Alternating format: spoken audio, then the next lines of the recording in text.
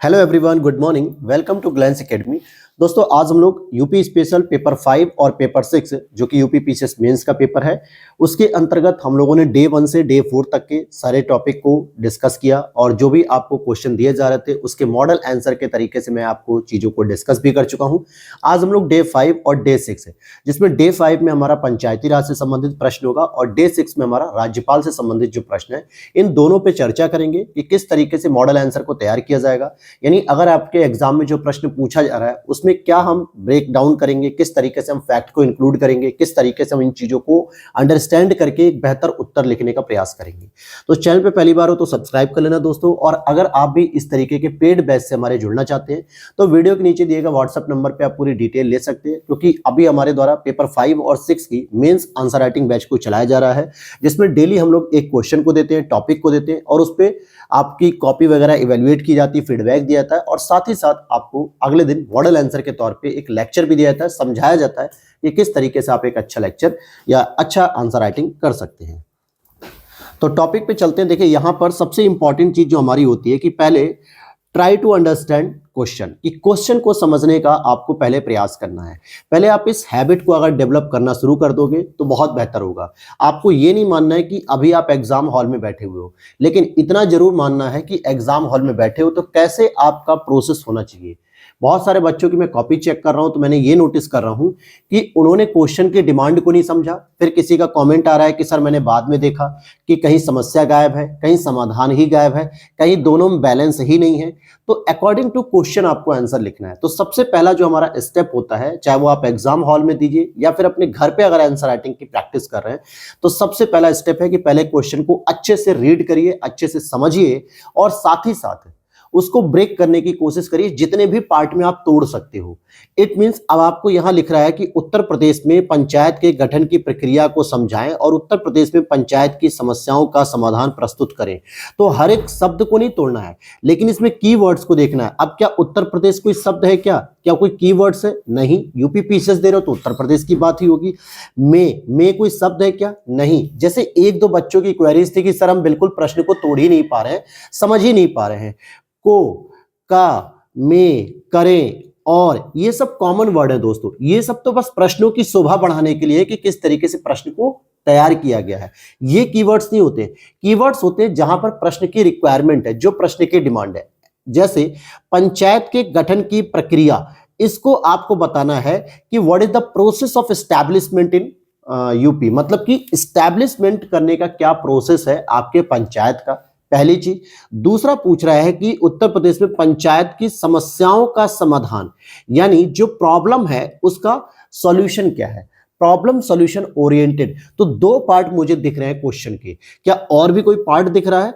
तो हाँ, एक पार्ट और दिख रहा है, जिसे आप कह सकते हो कि उत्तर प्रदेश में हम पंचायत की बात करेंगे तो पंचायत के बारे में बताना है कि किस तरीके से पंचायती राज को हम कह सकते हैं। तो यहां पर तीन बातें मेरे दिमाग में आ गई। हो सकता है आपके दिमाग में एक आध प्रश्न और आ रहा हो या एक आध ब्रेकडाउन और आ रहा हो, लेकिन तीन बातें तो क्लियर हो गई कि सर प्रश्न जो पूछा गया है वो पंचायतों के बारे में पूछा गया है और उनके गठन की प्रक्रिया को लेकर पूछा गया कि उत्तर प्रदेश में किस तरीके से गठन की प्रक्रिया होती है और साथ में जो पंचायतों के सामने समस्याएं आ रही हैं उनका समाधान करो। तो चार बातें निकल आई। देखो, एक और पॉइंट निकला। पहला कि पंचायत के बारे में आपको लिखना है, 1 से 2 लाइन की पंचायत क्या होती है, इसके गठन की प्रक्रिया क्या होती है। फिर समस्याओं के समाधान पे तो हम बाद में जाएंगे, पहले हमें समस्याओं को भी आइडेंटिफाई करना होगा। तो 4 डायमेंशन मेरे हिसाब से ओपन हो चुके हैं प्रश्न के। अगर आपके हिसाब से भी कुछ और हो सकता है तो जरूर आप लोग कमेंट करके बताइएगा। और जो लोग हमारे पेड बैच के स्टूडेंट हैं, एस्पिरेंट हैं, जो बहुत अच्छा काम कर रहे हैं, सबसे अच्छा काम तो ये है दोस्तों कि आप रेगुलर उस चीज को फॉलो कर रहे हो। लेकिन जो बाकी एस्पिरेंट नहीं लिख रहे हैं, खाली वीडियो देख के बस समझने की कोशिश कर रहे हैं, तो मेरी उनसे बहुत विनम्र तरीके से रिक्वेस्ट है कि वो लोग भी आंसर राइटिंग करें, अदरवाइज इस ग्रुप का कोई बेनिफिट नहीं मिलेगा उन्हें। अब यहाँ पे चारों पॉइंट हमें समझ में आ गए कि हमें पंचायत के बारे में लिखना है, उसके गठन के प्रोसेस के बारे में लिखना है और प्रॉब्लम के साथ उसके सॉल्यूशन को भी प्रोवाइड करना है। तो सबसे पहले मेन मुद्दा आता है आपका इंट्रोडक्शन। अब मैं फिर आपको कहूंगा कि मैं यहाँ पे अगर भूमिका लिख रहा हूं तो आपको इस तरीके की कोई हेडिंग एग्जाम हॉल में नहीं डालनी है, इवन कि अपनी कॉपी में भी नहीं डालनी है। जो आप टेस्ट सीरीज अभी लिख रहे हो, जिसको हम लोग कॉपी इवेल्युएट कर रहे हैं, हालांकि कोई भी एस्पिरेंट नहीं लिख रहा है, अच्छी बात है, लेकिन कुछ एस्पिरेंट ये भी सोचने लगते सकते हैं सर हमें ये हेडिंग लिखनी है क्या, तो बिल्कुल नहीं लिखनी है। भूमिका के अंतर्गत मैंने पहले ही कहा कि जब भी प्रश्न आपको 200 शब्दों का मिल जाए तो आपके पास एक फ्लेक्सिबिलिटी आ जाती है, लचीलापन, कि आप 3 से 4 लाइनों तक का मैक्सिमम लिख सकते हैं। इसका जरूरी नहीं है कि 3 से 4 लाइन का ही लिखो, 3 से 4 लाइनों का लिख सकते हो आराम से। लेकिन जैसे ही ये प्रश्नों की शब्द सीमा 125 शब्द कर दी जाती है तो आपके पास बाध्यकारी हो जाता है कि 2 से 3 लाइनें बस मैक्सिमम, उससे ज्यादा आपको जाना ही नहीं है। ये कुछ की वर्ड्स होते हैं, की फैक्टर होते हैं जिनको आपको दिमाग में बैठा लेना है। तो समझ में आ गई बात। तो हमारे सामने एक ऑप्शन दिया है कि भैया हम 3 से 4 लाइनों में जा सकते हैं। सबसे पहले इंट्रो लिखते समय ध्यान देना कि आप प्रश्न किसका लिख रहे हो। अगर आप एक पॉलिटी का प्रश्न लिख रहे हो तो दोस्तों पॉलिटी की जान होती है क्या, अनुच्छेद। अगर आप अनुच्छेद के साथ इंट्रो लिख रहे हो, इंट्रो शुरू कर रहे हो, तो ज्यादा बेस्ट ऑप्शन है। या फिर किसी संवैधानिक संशोधन के साथ अगर आप इंट्रो लिख रहे हो तो ज्यादा बेस्ट ऑप्शन है, बजाय केवल आप अमूर्त भाषा का प्रयोग करें। फॉर एग्जाम्पल, एक दो लोगों के मैंने इंट्रो देखे कि उसमें अनुच्छेद मिसिंग है, आर्टिकल मिसिंग है और संवैधानिक संशोधन मिसिंग है, अधिनियम मिसिंग है। उन्होंने सीधे लिख दिया कि पंचायती राज वगैरह वगैरह। लेकिन अगर आप इस तरीके का लिखते हो कि लोकतांत्रिक सशक्तिकरण के लिए सत्ता का विकेंद्रीकरण बहुत आवश्यक है, ठीक है, अच्छी बात है, लोकतांत्रिक सशक्तिकरण के लिए भाई सत्ता का विकेंद्रीकरण तो जरूरी है, परंतु आप ये देखो ना कि आप पेपर कोई इतिहास, समाज या फिर सोसाइटी वगैरह का नहीं लिख रहे हो, आप पेपर लिख रहे हो पॉलिटी का। और पॉलिटी में दोस्तों जब तक आर्टिकल नहीं आएगा, संवैधानिक संशोधन नहीं आएंगे या कोई भी संवैधानिक कीवर्ड्स नहीं आएंगे, तब तक आपका उत्तर अधूरा माना जाएगा। इट मींस कि आप जिस प्रश्न को लिख रहे हो, जिस सब्जेक्ट के अकॉर्डिंग लिख रहे हो, उस सब्जेक्ट की नॉलेज आपको दिखानी पड़ेगी ना एग्जामिनर को। तो आप यहां पे इंट्रो कैसे शुरू करोगे मेरे भाई, इंट्रो यहां पे आप शुरू करोगे, कहीं ना कहीं 2-3 इंट्रो होते हैं, अलग अलग प्रकार के कई सारे इंट्रो आप लिख सकते हो, लेकिन आपको इंट्रो दिखाना पड़ेगा संवैधानिक संशोधन के माध्यम से या फिर अनुच्छेद के माध्यम से।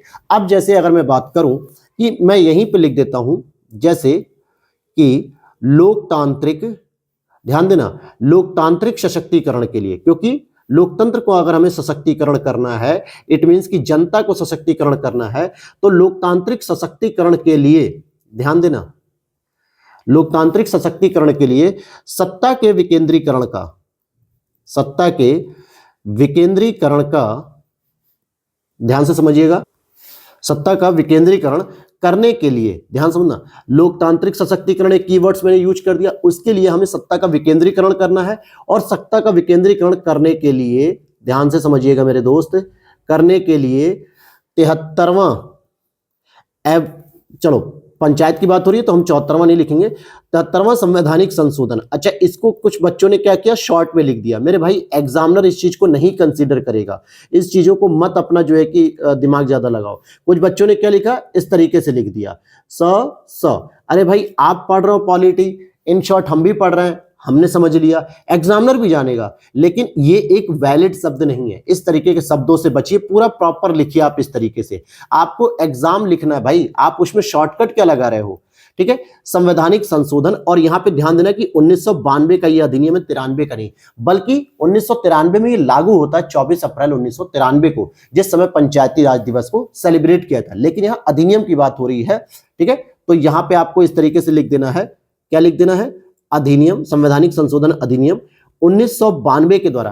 प्रश्न फिर से पढ़ते हैं, लोकतांत्रिक सशक्तिकरण के लिए, सत्ता का विकेंद्रीकरण करने के लिए या 73वें संवैधानिक संशोधन 1992 के तहत, 1992 के तहत क्या किया गया, अनुच्छेद, यहां पे देखो 1992 के तहत अनुच्छेद 243 का प्रावधान किया गया।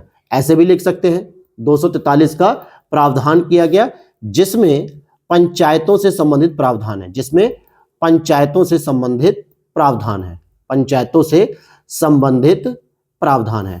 अब यहां पे क्या हुआ कि ये आपको लगेगा सर ये बड़ा हो गया, कोई नहीं, जब आप देखो ना मेरी राइटिंग कैसी जा रही है, टैबलेट पे जा रही है, अगर मैं इसे कॉपी में लिखूंगा तो 3 से 4 लाइनों के अंदर समेट लूंगा। लेकिन मेन मुद्दा क्या है कि क्या मेरा इंट्रो ठीक हुआ कि नहीं। हो सकता है आप इससे बेहतर इंट्रो लिख सकते हैं, नो डाउट, अगर आप प्रैक्टिस करते रहेंगे तो इंट्रो इससे बेहतर लिखेंगे। मैंने जो इंट्रो लिख दिया यही सर्वे सर्वा हो जाए, ये जरूरी नहीं है, लेकिन जो इंट्रो की डिमांड होती है क्या वो मैंने फुलफिल की। देख लेते हैं कि मैंने लिखा है कि लोकतांत्रिक सशक्तिकरण जैसे शब्दों का प्रयोग किया। भाई पंचायत को क्यों लाया गया था, उसका मूल आधार क्या था कि भाई जनता की भागीदारी सुनिश्चित करो, या फिर केवल केंद्र और राज्य के ही पास शासन नहीं होगा बल्कि आम जनता के पास भी शासन होना चाहिए। तो ये चीज हो गई। दूसरा, सत्ता का विकेंद्रीकरण जैसी बात हमने कर दी कि हाँ भैया सत्ता का विकेंद्रीकरण होना चाहिए। इसके लिए मैंने 2 संवैधानिक प्रावधानों को भी इंक्लूड किए, जैसे 73वां संवैधानिक संशोधन अधिनियम 1992 के तहत अनुच्छेद 243 का प्रावधान है और जिसमें पंचायतों से संबंधित प्रावधान लिखा हुआ है। तो यानी यहां पर मैंने आर्टिकल को भी मेंशन करने का प्रयास किया, यहां पर मैंने संवैधानिक संशोधन को भी मेंशन करने का प्रयास किया। आप इसके तहत और भी इंट्रो लिख सकते हो। फॉर एग्जांपल, अगर मैं इसी में आपको बताऊं, एक और इंट्रो आप इसी तरीके से लिख सकते हो कि जैसे अगर आप देखोगे जन भागीदारी, ध्यान से समझना, जन भागीदारी को सुनिश्चित करने के लिए, जन भागीदारी को सुनिश्चित करने के लिए, अब यहां पे मैंने क्या किया, एक कमेटी का नाम डालूंगा। कमेटी क्या है? लक्ष्मीमल सिंघवी। देखो पता सब रहता है आप लोगों को, प्रीलिम्स के लिए सब कुछ आपने पढ़ा है, लेकिन उसका प्रयोग करना बस आप नहीं सीख पा रहे हो, धीरे धीरे वो भी सीख जाओगे। जन भागीदारी को सुनिश्चित करने के लिए लक्ष्मीमल सिंघवी समिति की सिफारिश को, समिति की सिफारिश, यहां पे आप ईयर भी लिख सकते हो समिति का, ध्यान समझिएगा, 1986, ठीक है, ईयर भी लिख सकते हो। तो जन भागीदारी को सुनिश्चित करने के लिए लक्ष्मीमल सिंघवी समिति के तहत की सिफारिश को 73 अमेंडमेंट, सिफारिश को 73वें संवैधानिक संशोधन, मैं यहां पे इन शॉर्ट लिख रहा हूं लेकिन आपको पूरा लिखना है, 73वें संवैधानिक संशोधन अधिनियम, या संशोधन भी लिख सकते हो, अधिनियम वर्ड हटा के, 1992 के तहत, 1992 के तहत अनुच्छेद 243 का प्रावधान किया गया, 243 का प्रावधान किया गया, ठीक है, जिसमें पंचायतों से संबंधित प्रावधान दिए गए। या फिर आप इसको डायरेक्टली लिख सकते हो कि अनुच्छेद 243 के अंतर्गत पंचायतों का प्रावधान किया गया, ये भी लिख लो, चलो ये ज्यादा सही रहेगा। 243 के अंतर्गत क्या लिखेंगे हम, के अंतर्गत पंचायतों का प्रावधान किया गया, पंचायतों का प्रावधान किया गया। अब यहां पे देखो आप लोगों की जो मिस्टेक थी मेरे दोस्त, वो मैं आपको क्लियर करना चाहूंगा। देखो 2 इंट्रो मैंने बता दिए, अब यहां पे 2 इंट्रो जो हैं, हो सकता है आप इससे बेहतर लिखेंगे, मैं फिर कह रहा हूं, लेकिन जो रिक्वायरमेंट है वो मैं पूरी कर रहा हूं कि नहीं। भाई पहले वाले मैंने लोकतांत्रिक सशक्तिकरण, सत्ता का विकेंद्रीकरण, 73वां संवैधानिक संशोधन, अनुच्छेद 243, 4 फैक्ट या 4 पॉइंट को ऐड करते हुए मैंने 4 लाइन का इंट्रो लिख दिया, एक लाइन का हो जाएगा। अगर मैं इसी तरीके से देखना चाहूं, क्या मैंने सेकंड इंट्रो में भी कुछ इस तरीके से किया है? बिल्कुल, जन भागीदारी जैसे वर्ड का प्रयोग किया, क्योंकि हम पंचायतों के तहत जन भागीदारी को ही प्रमोट कर रहे हैं। लक्ष्मीमल सिंघवी समिति जिसके तहत सिफारिश के आधार पर 73वें संवैधानिक संशोधन को इंक्लूड किया गया और अनुच्छेद 243 में इसमें प्रावधान ऐड किया गया। Is it clear? या फिर एक और इंट्रो में बता सकता हूं, वो इंट्रो क्या होगा? देखो इंट्रो ही सबसे कमजोर आप लोगों का था, मैंने ये देखा।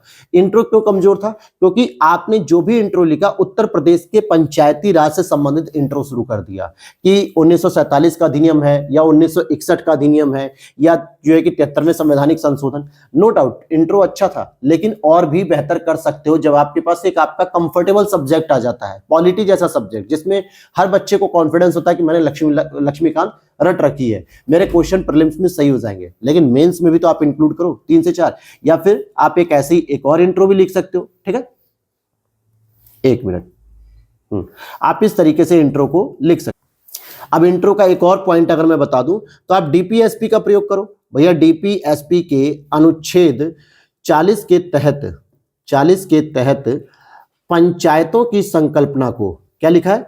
पंचायतों की संकल्पना को मूर्त रूप देने के लिए 73वें संवैधानिक संशोधन 1992 का प्रयोग किया गया। ऐसे भी लिख दो, क्या दिक्कत है? कोई दिक्कत नहीं, प्रयोग किया गया, ये भी सही है। अब यहां पे भी वही बात होगी, देखो फिर डीपीएसपी आया, आर्टिकल 40 आ गया, पंचायतों को मूर्त रूप देने के लिए क्या किया, 73वां संवैधानिक संशोधन आ गया। तो ये सब तरीके हैं कि आप पॉलिटी के ही शब्दों को तोड़ मरोड़ के कैसे आप इंट्रो में ऐड करते हो। चलो अब हो गया 3 प्रकार के मैंने इंट्रो दिखा दिए। अब हमारा सेकंड जो पॉइंट है क्वेश्चन का कि गठन की प्रक्रिया क्या है, तो देखो क्वेश्चन को ब्रेक करते करते प्रैक्टिस करते करते आपको समझ आ जाएगी। मैं जितनी मैंने कॉपी देखी, 6-7 लोगों की कॉपी देखी, हालांकि 20 से अधिक एस्पिरेंट हमारे यहाँ जुड़ चुके हैं, लेकिन कॉपी अभी केवल 6-7 बच्चे हैं जो रेगुलर लिखे हैं, तो नो डाउट वो बेहतर कर रहे हैं और आगे भी करते रहेंगे।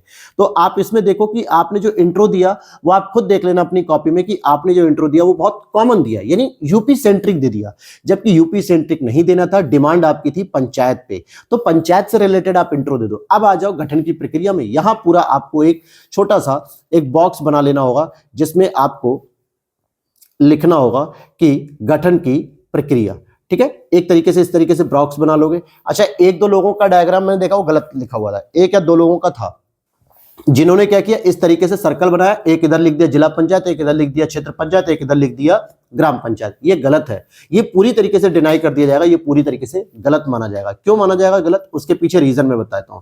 पंचायतों का स्तरीकरण किया गया है, यानी सबसे नीचे ग्राम पंचायत है, उसके ऊपर जो पावरफुल है वो क्षेत्र पंचायत या पंचायत समिति कह सकते हो, उसके ऊपर जिला पंचायत है। तो जब यहाँ पे हायरार्की है, जब यहाँ पे एक तरीके से पदानुक्रम है, तो आप इन तीनों को पैरेलल नहीं रख सकते, ये चीज याद रखिएगा, ठीक है, क्योंकि कुछ चीजों की संवैधानिक प्रोसीजर को हमें फॉलो करना पड़ता है।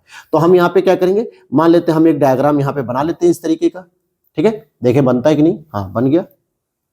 चलिए अब यहाँ पे एक डायग्राम हमने बनाया, तो भैया यहाँ पे ये और इस तरीके से हम इसको मेजर कर लेंगे। अब हम इसमें लिख सकते हैं मेरे दोस्त, क्या लिख सकते हैं इसमें कि यहां पे आपको लिखना है सबसे नीचे ग्राम पंचायत, क्या लिखना है, ग्राम पंचायत। यहां पे लिखना है सेकंड नंबर पे पंचायत समिति लिख सकते हो, या फिर आप यहां पे क्षेत्र पंचायत लिख सकते हो, और यहां आप लिखोगे जिला पंचायत। तो ये हायरार्की होनी चाहिए, इस तरीके से हायरार्की रहेगी, तो ये डायग्राम आपका वैलिड रहेगा, ना कि सर्कल वाला, पहली चीज।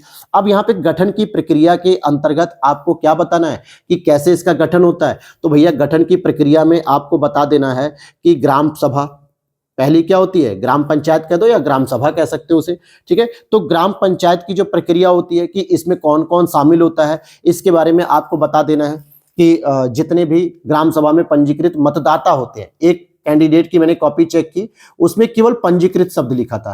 भाई पंजीकृत तो ठीक है, लेकिन पंजीकृत कौन होंगे, जिनको मतदाता कहा जाता है। मैं फिर कहूंगा कि जब पॉलिटी का आप आंसर राइटिंग कर रहे हो तो पंजीकृत कॉमन वर्ड है, मतदाता यानी वोटर ये पॉलिटिकल साइंस का शब्द है, तो पॉलिटी वाले शब्दों का प्रयोग करो, अदरवाइज आपके नॉलेज को कम समझा जाएगा और आपको नंबर कम मिलेगा। तो ये चीजें आपको सीखनी कि जिस सब्जेक्ट का आप आंसर राइटिंग कर रहे हो उस सब्जेक्ट का आपको शब्दों का प्रयोग करना चाहिए।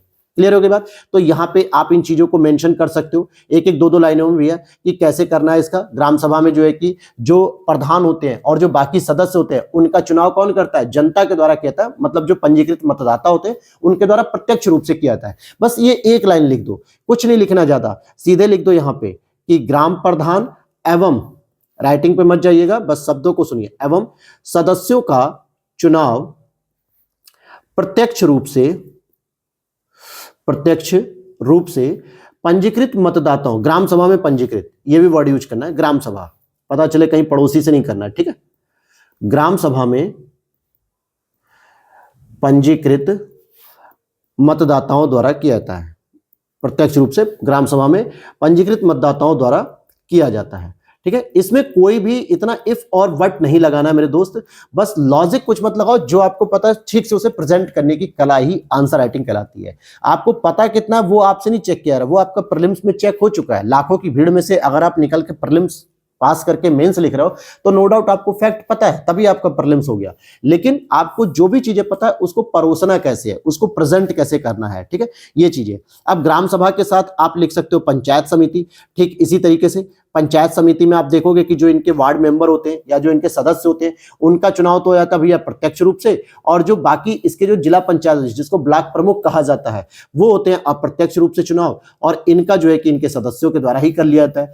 इसी तरीके से आपको जिला पंचायत में बता देना है, जिला पंचायत में क्या होता है, एक अध्यक्ष होते हैं, जो अध्यक्ष होते हैं उनका चुनाव तो कैसे होता है, अप्रत्यक्ष रूप से होता है, अप्रत्यक्ष रूप से होता है, जो जिला पंचायत के सदस्य करते हैं। लेकिन जो सदस्यों का चुनाव होता है दोस्तों, सदस्यों का चुनाव होता है, चुनाव जो होता है वो जनता के द्वारा, कौन सी जनता, पंजीकृत मतदाता, पंजीकृत मतदाता के द्वारा प्रत्यक्ष रूप से होता है। कैसे होता है, प्रत्यक्ष रूप से। तो ये 3-3 लाइनें लिख दी गई, बस इतना ही पर्याप्त है, क्योंकि इसमें कोई भी गलत नहीं है। अब इसमें आप क्या पूरा प्रावधान ला रहे हो, अधिनियम ला रहे हो, कोई जरूरी नहीं है, क्योंकि आपने ऊपर ही अपने इंट्रो को प्रेजेंट कर दिया, डायग्राम बना दिया। इस डायग्राम में एक और चीज ऐड कर सकते हो अगर करना चाहो तो, ठीक है, हो सकता है वो आपको और इंप्रेसिव हो जाए एग्जामिनर के लिए, कि इन दोनों के सामने यहां पे क्या लिख सकते हो, 1961 का अधिनियम लिख सकते हो, कि उत्तर प्रदेश पंचायती राज अधिनियम 19, मतलब क्षेत्र पंचायत जिला पंचायत राज अधिनियम 1961, और इसके आगे आप यहां पे लिख सकते हो कि उत्तर प्रदेश पंचायती राज अधिनियम 1947, 1947 वाले पॉइंट को भी ऐड कर सकते हो, उसमें कोई दिक्कत नहीं आएगी, ठीक है। अच्छा, जो आप लोग आंसर राइटिंग करते हैं उसमें कोशिश करिए कि जो कॉपी रिव्यू करके दी जाती है आप वहां पे थोड़ा थोड़ा उसमें फीडबैक को ऐड कर लिया करिए, और जो हम वीडियो में बताते हैं वो भी ऐड किया करिए। अब आते हैं हम नेक्स्ट पॉइंट पे। हमने पंचायतों को समझ लिया, हमने गठन की प्रक्रिया को समझ लिया। अब यहाँ पे समस्याओं का समाधान, तो भैया समस्याओं का समाधान का मतलब है पहले प्रॉब्लम को डायग्नोस तो कर लें। तो हम यहाँ पे क्या कर सकते हैं, समस्याओं का, चलो हमने एक बना लिया डायग्राम, क्या बना लिया, समस्याओं का एक डायग्राम बना लिया। सबसे पहले हमने क्या लिख दिया कि वित्तीय संसाधनों का अभाव है, वित्तीय नहीं होता है, ठीक है, वित्तीय संसाधनों का अभाव है, इस तरीके से लिख सकते हैं, यानी कि बजट वगैरह इन लोगों को कम मिलता है, पैसे कम मिलते हैं। साथ ही साथ इसमें क्या होता है, राजनीतिक हस्तक्षेप। जब भी लिखो तो कोशिश करो कि अगर आपको राजनीतिक हस्तक्षेप, ठीक है, राजनीतिक हस्तक्षेप होता है इसमें। तीसरा अगर आप लिख सकते हो इसमें कि स्वायत्तता की कमी होती है, स्वायत्तता की कमी होती है, ठीक है। फिर सदस्यों द्वारा अधिकारों का अभाव, या यूं कहें कि सदस्यों द्वारा अधिकारों के प्रति जो उनके कर्तव्य, अधिकार की जगह यहां पे कर्तव्य लिख दो, ठीक है, वो ज्यादा सही रहेगा, क्योंकि आप समाज सेवा के लिए बैठे हुए हो। तो अधिक सदस्यों द्वारा कर्तव्यों के प्रति जागरूकता का भाव, ठीक है, ये जागरूकता का भाव। इसी तरीके से यहां पे एक और पॉइंट बना सकते हो कि प्रशिक्षण की कमी, क्या है, प्रशिक्षण की कमी, कि भाई उनके पास कोई कमी, मतलब किस तरीके की प्रशिक्षण। साथ ही साथ इसमें लैंगिक असमानता दिखा सकते हो आप, लैंगिक असमानता दिखा सकते हो आप, कि भैया महिलाओं को जो है कि बहुत प्रमोट नहीं मिलता है। आरक्षण की समस्या भी कर सकते हो, लेकिन कोई खास नहीं है आरक्षण की समस्या। ढांचागत कमियां लिख सकते हो, ढांचागत कमियां, क्योंकि बहुत सारे ऐसे पंचायत है जिनके पास भवन ही नहीं है, कुर्सी नहीं है, बैठ के पंचायत करने की जगह ही नहीं है, तो आप ये भी लिख सकते हो, ढांचागत कमियां, ठीक है, इस तरीके से। तो ये हो गया समस्या। अब जरा समाधान पे हम आते हैं। तो भैया समाधान पे अगर हमें लिखना है तो इस तरीके से आपको लिखते हुए चलना है। समाधान पे क्या लिखना है, अब जो भी आपने समस्याएं पहले आइडेंटिफाई की हैं, आप पहले उन्हीं चीजों को जो है कि लगाना शुरू करिए, उसी में समस्या का समाधान आप बताएंगे। अब समस्या के समाधान में क्या है, आपको प्रयास करना है कि सरकारी पहल को भी प्रयोग करना है, लेकिन पूरी तरीके से सरकारी पहल नहीं लिखनी है, कुछ पहलों के साथ साथ आपको अपने भी ओरिजिनल जो है कि समस्या का समाधान बताना है। यहां पे समस्या का समाधान क्या बताना है भैया, कि वित्तीय स्वायत्तता, मतलब कि वित्तीय निर्भरता को कम करें, इस तरीके से वित्तीय निर्भरता को कम करें, और राज्य वित्तीय आयोग का गठन करें। राज्य वित्तीय आयोग का क्या करें, समय समय पर गठन कर लें। या फिर इसी में आप एक और समस्या का समाधान दे सकते हो कि स्थानीय स्तर पर क्या करें, कर, चुंगी और शुल्क आदि वसूलने का प्रॉपर या फिर सही तरीके से अधिकार होना चाहिए।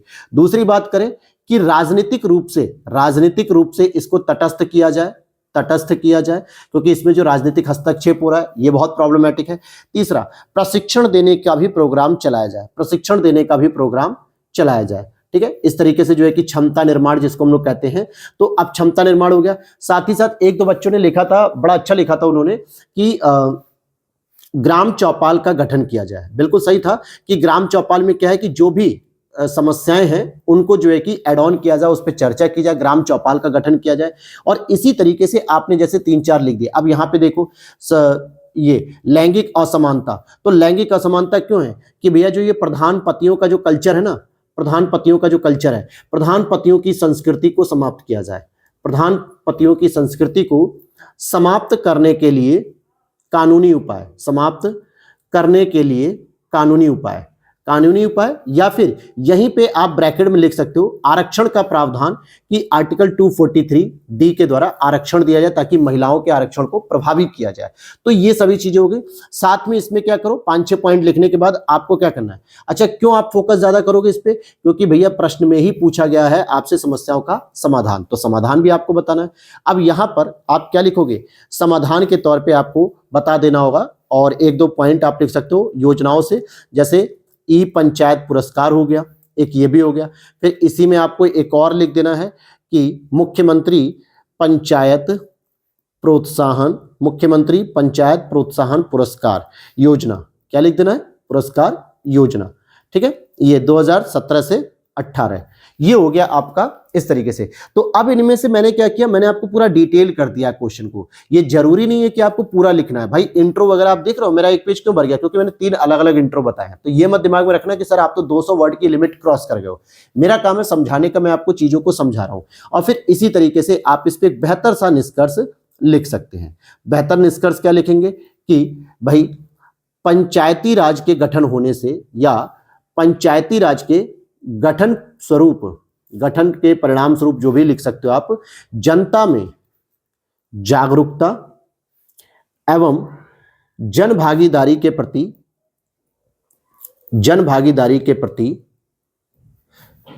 जनता में जागरूकता, ये शब्द हटा के आप सीधे लिख सकते हो कि जनता में जन भागीदारी के प्रति जागरूकता में वृद्धि हुई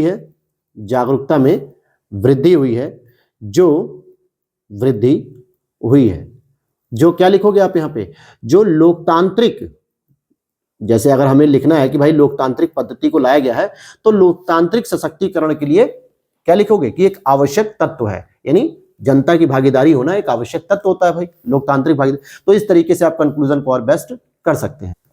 अब यहां पर हम लोग चलते हैं दोस्तों डे 6 की ओर।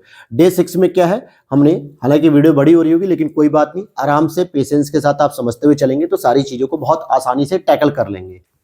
तो डे 6 का जो हमारा क्वेश्चन है दोस्तों, वो क्या पूछा जा रहा है, उत्तर प्रदेश के राज्यपाल, चाहे उत्तर प्रदेश के पूछे, केरल का पूछे, महाराष्ट्र का पूछे, कहीं का पूछे, राज्यपाल तो हमारा जो है कि संविधान के अकॉर्डिंग है, उससे संबंधित संवैधानिक प्रावधान, यानी कि कॉन्स्टिट्यूशनल जो प्रोविजंस है, कॉन्स्टिट्यूशनल प्रोविजंस जो है गवर्नर से संबंधित, उनको आपको बताना है और उनकी शक्तियों को लिखे, यानी उनकी पावर क्या है।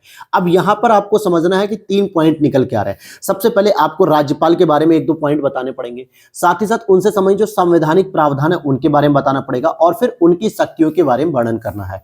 तो मैं यहां पे लिखना चाहूंगा, अगर भूमिका के तहत कहूं तो अब इसमें क्या है सर, बहुत इफ और बट नहीं करना है, बिल्कुल सीधी भाषा भी लिख सकते हो, कॉमन भाषा भी लिख सकते हो। मैं फिर कहूंगा कि भूमिका आपकी तथ्यों पे आधारित होनी चाहिए, अनुच्छेद पे आधारित होनी चाहिए, क्योंकि अनुच्छेद की कमी मुझे देखने को मिली थी। आप सबकी कॉपी मुझे देखने को मिली, आपने जो कॉपी लिखी वो कहीं ना कहीं आपने अधिनियम 1-2 लिख दिए, 73वें 74वें संवैधानिक संशोधन या 73वां, इसी को इर्द गिर्द लेके आप लोग एक बार बस आपने प्रयोग किया। अपनी कॉपी को जरा खुद से देखिए, आपको कम से कम अनुच्छेदों का प्रयोग तो करना चाहिए मेरे भाई इंट्रो में। अगर आप पॉलिटी का पेपर लिख रहे हो, अगर आप ज्योग्राफी के क्वेश्चन लिख रहे हो, वहां पे अगर आप बाढ़ नहीं लिखोगे, जलवायु परिवर्तन नहीं लिखोगे, ग्लोबल वार्मिंग नहीं लिखोगे, या फिर मौसम में परिवर्तन नहीं लिखोगे, तापमान, वर्षा, ऐसे शब्दों का प्रयोग नहीं करोगे, तो कैसे पता चलेगा आप ज्योग्राफी के क्वेश्चन लिख रहे हो। इसका मतलब आप जिस सब्जेक्ट का क्वेश्चन लिखो उससे संबंधित 1-2 प्रावधान आपको ऐसे लिखने पड़ेंगे कि आपका लगना चाहिए कि आप पॉलिटी का आंसर लिख रहे हो।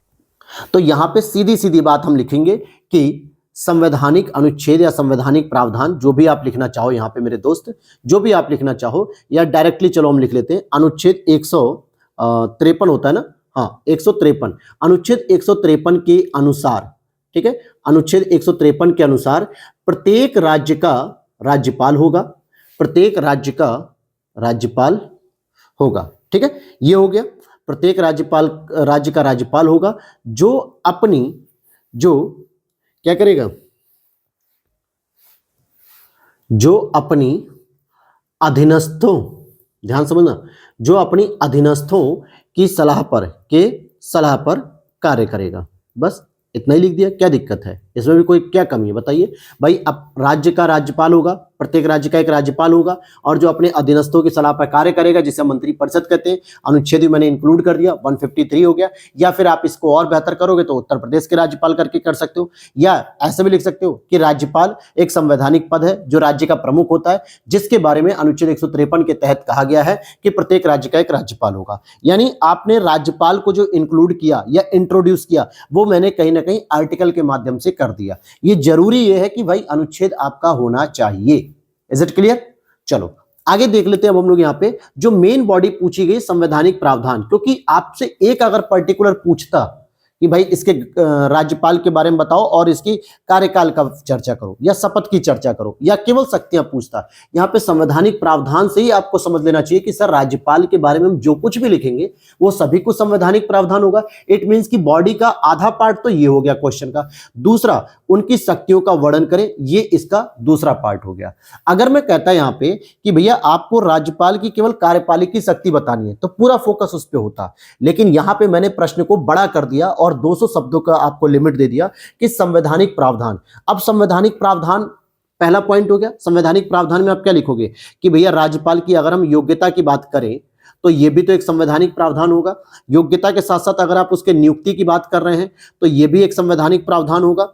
अगर हम कार्यकाल की बात कर रहे हैं तो ये भी आपका एक क्या होगा, संवैधानिक प्रावधान होगा। और इसी की तरह अगर हम उसके शपथ की बात कर रहे हैं तो ये भी तो एक संवैधानिक प्रावधान होगा। शक्तियों की बात कर रहे हैं अगर हम तो ये भी उसकी एक प्रावधानिक संवैधानिक होगी। इन शक्तियों में चाहे वो कार्यपालिका हो, न्यायपालिका हो, विधायी हो, विवेकाधीन हो, क्षमादान हो, हर प्रकार की शक्तियां, सभी कुछ तो संवैधानिक हो गया मेरे दोस्त।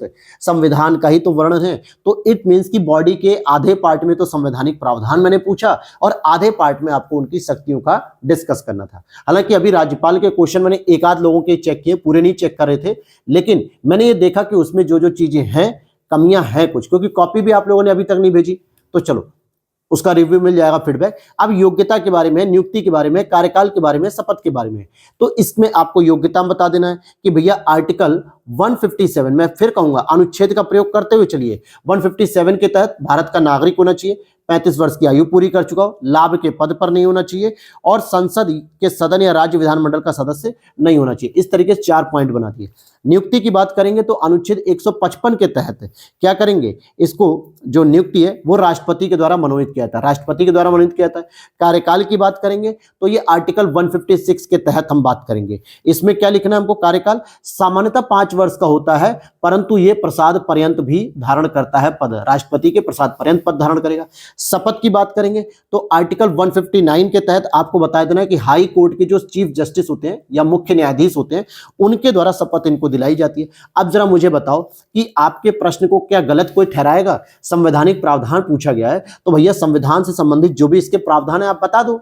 राज्यपाल के गठन के बारे में जो जो उसके प्रावधान है, ये संवैधानिक प्रावधान हो गया 157, 155, 156, 159, ये हो गया कि नहीं हो गया? आप अगर चाहो तो एक लाइन और लिख सकते हो, लेकिन उसकी जरूरत नहीं है। जिसे मैं कहना चाह रहा था, 7वां संवैधानिक संशोधन 1956 के तहत राज्यपालों को क्या है, 2 या 2 से अधिक राज्यों का पदभार भी दिया जा सकता है, लेकिन उसकी आवश्यकता नहीं है, क्योंकि वो यहाँ पे उनकी डिवीजन को नहीं पूछ रहा है। एक ही राज्यपाल हो, लेकिन उसके बारे में पूरी प्रक्रिया पता होनी चाहिए आपको संवैधानिक तौर पे, और उसकी शक्तियां। अब शक्तियों की अगर हम बात करेंगे तो शक्तियां भी तो अलग अलग होती हैं, ठीक है, समझ में आया मेरे दोस्त? इसी तरीके से आपको इन चीजों को फ्रेम करना था। अब यहां पे हम लिख देते हैं शक्तियां, चलो पूरा लिख देते हैं एक बार। गवर्नर साहब की बात है, राज्यपाल की शक्तियां, इस तरीके से आपको बॉक्स बना देना है। अब राज्यपाल की शक्तियों में सबसे पहले आपको लाना है कार्यपालिका शक्ति, ठीक है। अब कार्यपालिका शक्ति का क्या मतलब हो गया? कार्यपालिका का शक्तियों का मतलब हो गया, या कार्यपालिका शक्तियां, कि वो किनकी नियुक्ति करते हैं। अब यहां पॉइंट वाइज कर दो भैया, सीधी सीधी बात है कि आर्टिकल फिर यहां पे अगर आप डाल सकते हो तो ठीक है, नहीं डाल सकते तो कोई बात नहीं। चाहे तो आप यहां पे लिख सकते हो कि आर्टिकल 154 के तहत राज्यपाल के पास ही पूरी की पूरी कार्यपालिका शक्ति निहित होती है, 154 के तहत लिख सकते हो। इसी में आप लिख सकते हो कि आर्टिकल 164 के तहत क्या करता है वो, सीएम यानी मुख्यमंत्री की सलाह पर मतलब मुख्यमंत्री की नियुक्ति करेगा और उनकी सलाह पे अन्य मंत्रियों की भी नियुक्ति करेगा। बस ये 2 बातें ही लिख दो, क्योंकि ज्यादा लिखने का समय नहीं है आपके पास। आपको शक्तियां अधिक से अधिक बतानी है, उसके डायमेंशन अधिक बताने, न कि कार्यपालिका में ही सारी बातें लिखो। वरना तो ऐसे तो वो जितने भी विश्वविद्यालय होते हैं उनके कुलाधिपति को नियुक्त करता है, जितने भी वो संवैधानिक पद होते हैं, चाहे वो अध्यक्ष हो, चाहे सदस्य हो, राज्य लोक सेवा आयोग के हो, महाधिवक्ता के हो, या फिर इलेक्शन कमीशन के हो, या वित्त आयोग के हो, कई सारे ऐसे बॉडीज होती हैं जिनका वो गठन करते हैं। लेकिन क्या आप अगर कार्यपालिका कोई विस्तार कर रहे हो तो बाकी शक्तियां कहां जाएंगी? और प्रश्न में आपसे क्या पूछ रहा है? इसमें पूछ रहा है आपसे उनकी शक्तियों पर चर्चा करने को, तो शक्तियों को और डिफाइन करना पड़ेगा। तो कार्यपालिका के बाद आप लिख दो विधायी शक्ति। ठीक है, विधायी शक्तियों के बारे में अगर हम बात करेंगे, ठीक, आपको सुनते रहना है, बाकी मैं जो लिख रहा हूं उस पर ज्यादा फोकस नहीं करना है, क्योंकि साफ नहीं लिख रहा हूं मैं, जल्दी जल्दी में। हाँ, विधानमंडल का एक अभिन्न अंग होने के साथ साथ राज्यपाल की स्वीकृति के पश्चात ही कोई भी विधेयक अधिनियम के रूप में तब्दील होता है। क्लियर हो गई? एक तो ये हो गया। साथ ही साथ ये लिख सकते हो कि जो धन विधेयक होता है, इसके बारे में भी आप देख सकते हो कि धन विधेयक पर जो है कि सहमति देना, इसके लिए क्या होता है? स्वीकृति दे सकता है या फिर उसे रिजेक्ट कर सकता है। दूसरा, अगर हम इस पे और विचार लिखें कि वो किसी विधेयक को जो है कि क्या कर सकता है? पुनर्विचार के लिए भेज सकता है, पुनर्विचार के लिए भेज सकता है। साथ ही साथ वो एक और तरीके से विधेयक शक्ति है। विधेयक का मतलब क्या हो गया? 213 के तहत वो अध्यादेश का प्रयोग कर सकता है, अध्यादेश का प्रयोग कर सकता है। इसी तरीके से एक और विधायी शक्ति में ही वो क्या कर सकता है कि चाहे तो वो राष्ट्रपति के विचाराधीन रखते हुए आर्टिकल 200 और आर्टिकल 201 का प्रयोग करते हुए राष्ट्रपति के विचाराधीन भी रख सकता है किसी विधेयक को। तो ये उसकी विधेयक शक्ति हो गई। इसी तरीके से आपको कुछ न्यायिक शक्ति बता देनी है कि क्या उसके पास कुछ न्यायिक शक्तियां भी हैं। क्या उनके पास कुछ न्यायिक शक्तियां भी हैं? बिल्कुल है भैया। आर्टिकल नंबर 161 के तहत उनके पास क्षमादान की शक्ति है, जिसमें क्षमादान की बात होती है, विराम की बात होती है, प्रविलंबन की बात होती है, लघुकरण की बात होती है। बस इनके शब्द आपको लिख देने, बाकी उसके बारे में डिफाइन नहीं करना है। अगर वो पूछता अलग से प्रश्न कि भैया राज्यपाल की क्षमादान की शक्तियों पे चर्चा करिए, तब आपको पूरी की पूरी चीजों को डिस्कस करना पड़ता, पूरा डिटेल से बताना पड़ता। लेकिन यहाँ पे आपसे बस पूछा है कि राज्यपाल की शक्तियां बताइए, तो शक्तियों में आपको क्या करना है? कुछ कुछ चीजों को लेके आगे बढ़ जाना है और चीजों को बताना है। कार्यपालिका शक्ति में 2-3 पॉइंट, विधायिका में बताना है, न्यायपालिका में बता देना है कि भैया सबसे महत्वपूर्ण तो होती है उनकी क्षमादान की। फिर न्यायपालिका समेत क्या है कि जो हाईकोर्ट के जो न्यायाधीश होते हैं, हाईकोर्ट के जो न्यायाधीश होते हैं, न्यायाधीशों में नियुक्ति के समय राज्यपाल से परामर्श किया जाता है। तो हाईकोर्ट के जो न्यायाधीशों की जो नियुक्ति होती है, क्या होती है दोस्तों? नियुक्ति होती है, उसमें क्या किया जाता है? राज्यपाल साहब से क्या किया जाता है? परामर्श किया जाता है, राज्यपाल साहब से परामर्श किया जाता है। एक और आप पॉइंट लिख सकते हो यहीं पे कि जो जिला न्यायाधीश होते हैं, ध्यान से समझना, जिला न्यायाधीश जो आर्टिकल नंबर शायद 233 होता है, ठीक है। अगर मैं आई एम श्योर, अगर थोड़ा सा डाउट हो तो बताइए कमेंट में, अदरवाइज 233 ही मुझे याद आ रहा है। तो जिला न्यायाधीश की वो क्या कर सकते हैं? नियुक्ति कर सकते हैं, नियुक्ति कर सकते हैं, या फिर उनकी पदोन्नति कर सकते हैं, इस तरीके की चीजें।